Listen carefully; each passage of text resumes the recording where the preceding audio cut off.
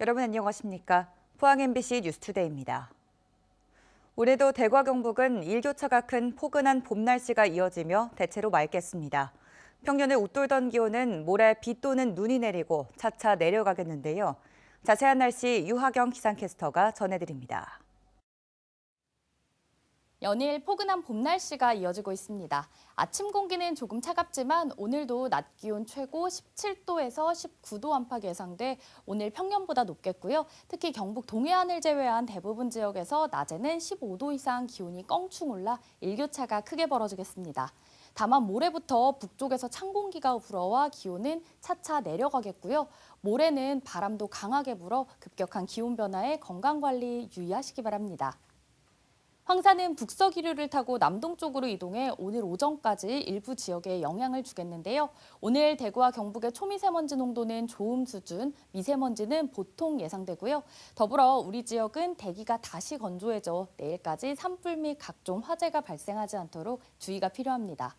한편 모레 새벽부터 대구와 경북에는 비 또는 눈이 내릴 전망입니다.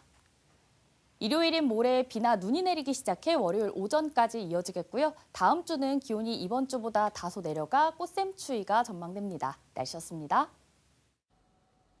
포항 학산천 생태보건공사가 당초 2년 계획에서 5년이 되도록 완공되지 못하고 있습니다. 학산동과 대신동 경계지역 1km가 5년째 거대한 공사장이 되면서 상권 활성화는커녕 폐업하는 점포가 늘어나고 있습니다. 김기영 기자가 취재했습니다.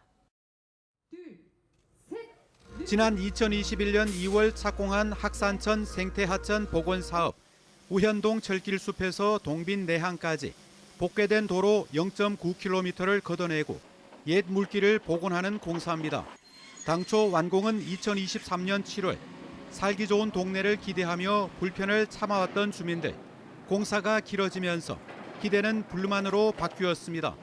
공사장 바로 앞 국밥집, 권리금 1억 원을 포기한 채 7년 장사를 접었습니다. 시키며 가구를 중고로 헐값에 처분하고 폐업 정리 중입니다.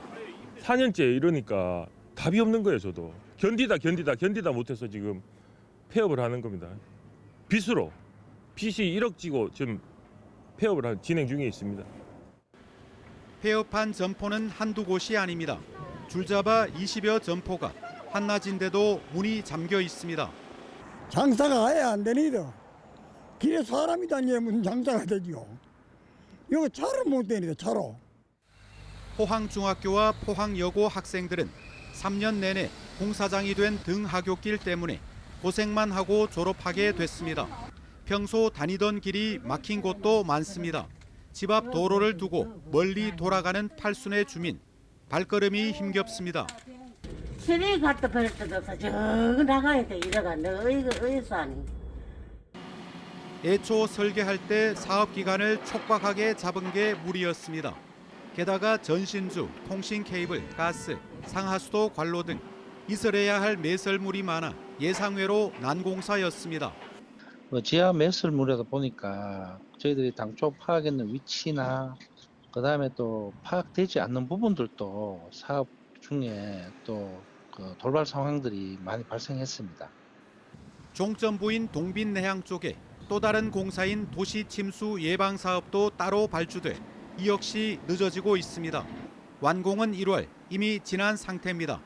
학산천 복원이 끝나면 양학천, 칠성천, 두호천 복원 사업도 시작되는데 첫 사업부터 신뢰를 잃었습니다.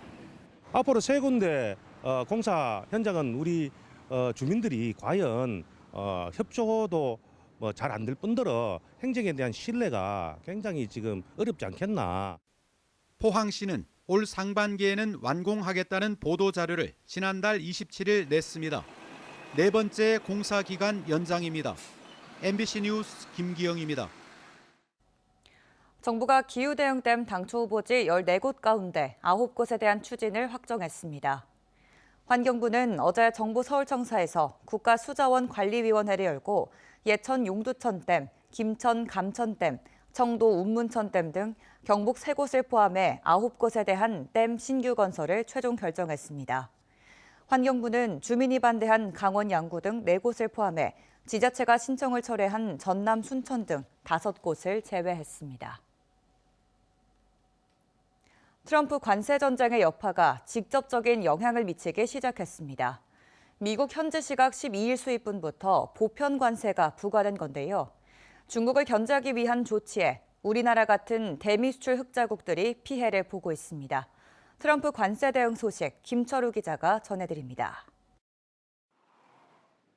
미국은 지난 4일 캐나다와 멕시코, 중국에 대해 각각 10%에서 25%씩 관세를 부과했습니다. 불법 약물 퇴치를 표면상의 이유로 내세웠지만 결국 대중국 견제를 위한 것입니다. 불과 8일 만에 전 세계에서 수입되는 알루미늄과 철강, 그리고 파생 상품에 대해 25% 관세를 부과했습니다. 전 세계의 철강, 알루미늄 관련 모든 수입품으로 확대되면서 국내 기업들이 직격탄을 맞았습니다.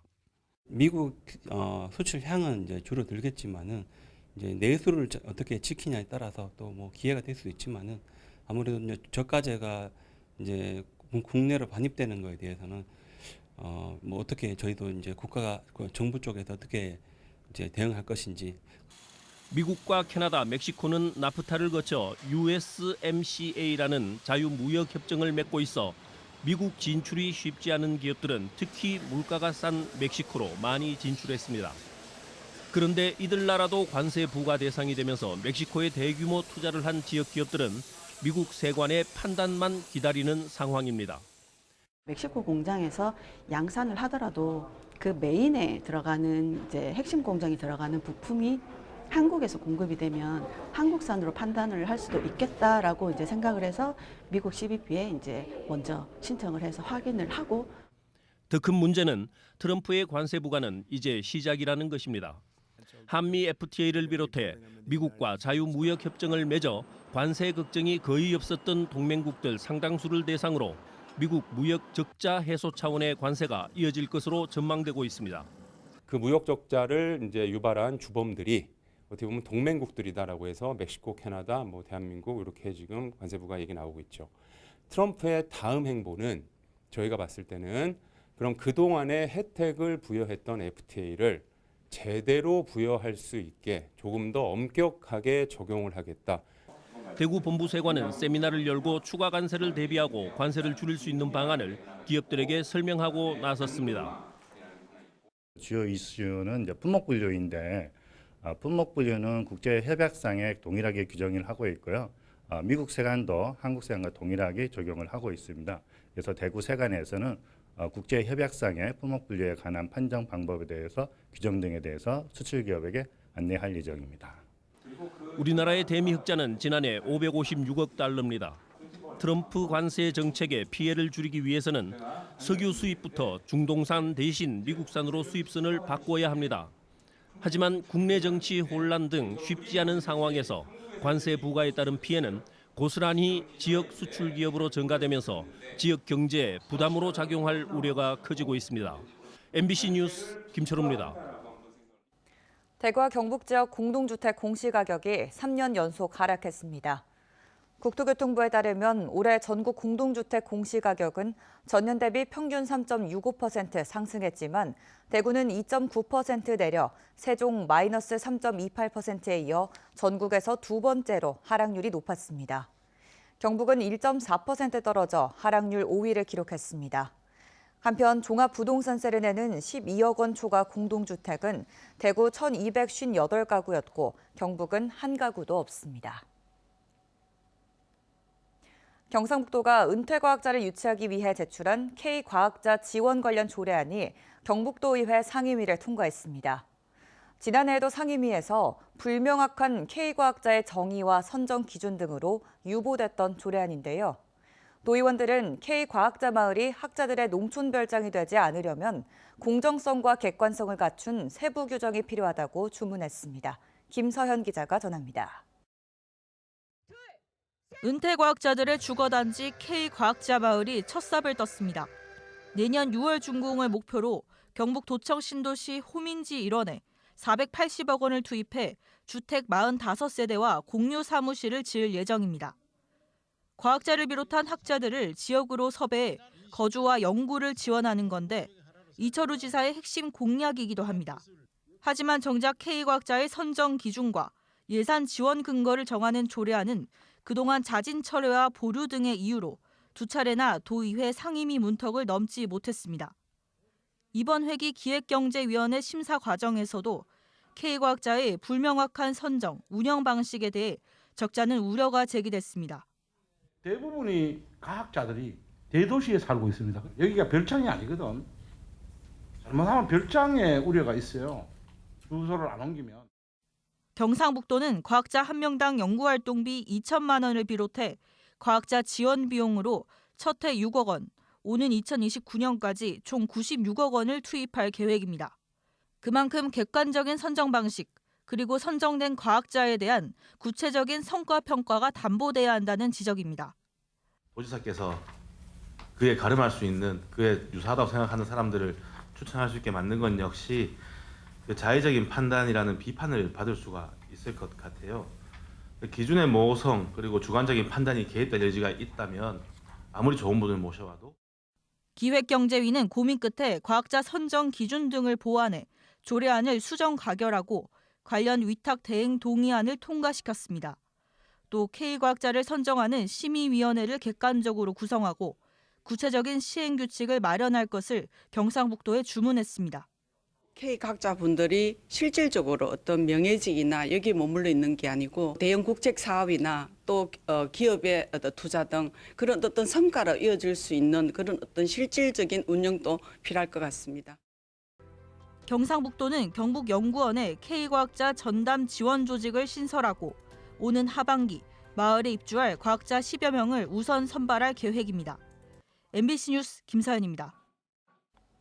포스텍은 3월 14일 세계 수학의 날을 맞아 아시아태평양 이론 물리센터와 함께 파이데이 특별 강연을 개최합니다.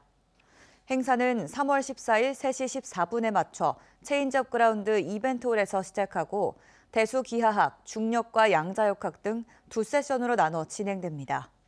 유네스코는 원주를 고안한 프랑스 수학자 자르투를 기념하기 위해 3월 14일을 세계 수학의 날로 공식 지정했습니다. 민주평등사회를 위한 대구 경북 교수연구자 연대회의가 헌법재판소는 윤석열 대통령을 조속히 파면하라고 촉구했습니다. 이들은 어제 성명서를 내고 내란 우두머리인 윤 대통령의 파면이 대한민국의 헌정 질서를 회복하는 첫걸음이라고 말했습니다. 경찰과 검찰은 내란 우두머리인 윤 대통령을 엄정히 수사해 다시 구속하고 최상목 대통령 권한대행과 국무위원들은 내란 동조 세력을 청산하는 일에 적극 협력해야 한다고 강조했습니다.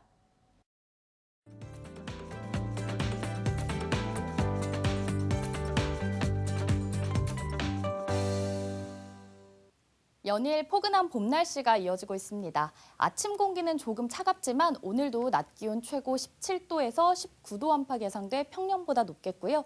특히 경북 동해안을 제외한 대부분 지역에서 낮에는 15도 이상 기온이 껑충 올라 일교차가 크게 벌어지겠습니다. 다만 모레부터 북쪽에서 찬 공기가 들어와 기온은 차차 내려가겠고요. 더불어 모레부터는 바람도 강하게 불어 급격한 기온 변화에 건강관리 각별히 유의하시기 바랍니다. 황사는 북서기류를 타고 남동쪽으로 이동해 오늘 오전까지 일부 지역에 영향을 주겠는데요. 오늘 대구와 경북의 초미세먼지 농도는 좋음, 미세먼지는 보통 수준 예상됩니다.